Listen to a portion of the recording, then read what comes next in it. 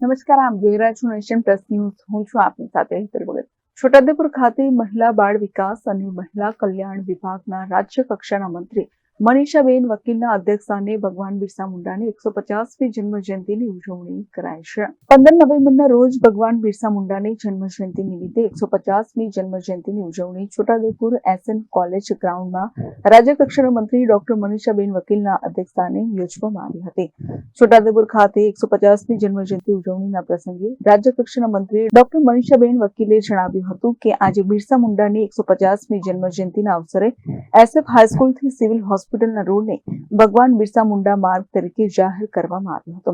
આયોજિત કાર્યક્રમમાં મંત્રીની સાથે સાંસદ જશુ રાઠવા, જિલ્લા પંચાયત પ્રમુખ મલકાબેન પટેલ, જિલ્લા કલેક્ટર ગાર્ગી જૈન, ધારાસભ્ય રાજેન્દ્રસિંહ રાઠવા, જિલ્લા ભાજપ પ્રમુખ ઉમેશ રાઠવા, પૂર્વ સાંસદ નારણ રાઠવા, પ્રાંત અધિકારી મુસ્કાન ડાગર સહિત મોટી સંખ્યામાં આગેવાનો, અધિકારીઓ અને નગરજનો જોડાયા હતા. ભગવાન બિરસા મુંડાજીની 150મી જન્મ જયંતિ નિમિત્તે છોટાઉદેપુર આવવાનું થયું છે. આપણા દેશના વડાપ્રધાન શ્રી નરેન્દ્રભાઈ મોદીજી ડેડિયાપાડા ખાતે આવ્યા છે, ત્યારે આજે આ શહેરમાં આવીને જે ભવ્ય સ્વાગત કરવામાં આવ્યું, સાથે સાથે તો સરસ કાર્યક્રમ રાખવામાં આવ્યો. સમગ્ર ટીમને ખૂબ ખૂબ અભિનંદન આપું છું.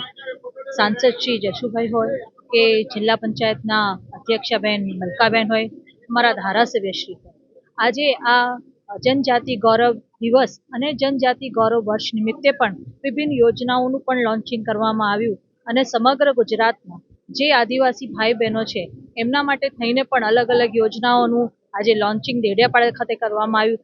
તથા આજે છોટાઉદેપુર ખાતે પણ આ જ સમાજના લોકોને, બાળકોને અલગ અલગ ડિગ્રી અમને કંઈક ખ્યાતિ પ્રાપ્ત કરી હોય તો એનું સન્માન, સાથે જે નિવાસ આંબેડકર નિવાસ યોજના અંતર્ગત પણ એમને જે આવાસ મળ્યા છે એના માટે પણ આજે ચાવી અર્પણ કરવામાં આવી છે. ખૂબ સારી વાત છે. જે બહુ મોટા પ્રમાણમાં સમગ્ર શહેર જિલ્લામાંથી લોકો અહીંયા ઉપસ્થિત રહ્યા છે. સૌને ખૂબ ખૂબ આભાર અને અભિનંદન આપું છું. બિલકુલ છે. જ્યારે મેં મારી સ્પીચમાં પણ કીધું કે પહેલા દિવસ આવી ત્યારથી જ મારી પાસે લિસ્ટ આવી ગયું છે.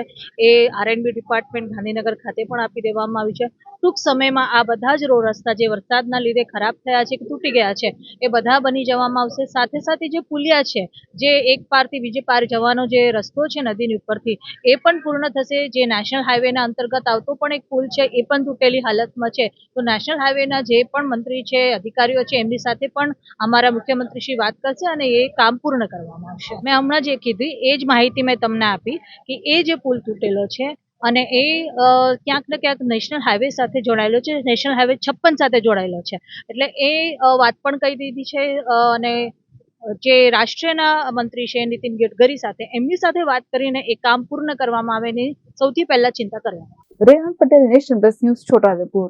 સમાચારોના સતત અપડેટ મેળવવા માટે અમારી નેશન પ્લસ ન્યૂઝની યુટ્યુબ ચેનલને સબસ્ક્રાઇબ કરો, બેલ આઇકન દબાવો અને જોડાયેલા રહો ફેસબુક, ઇન્સ્ટાગ્રામ અને ટ્વિટર પર.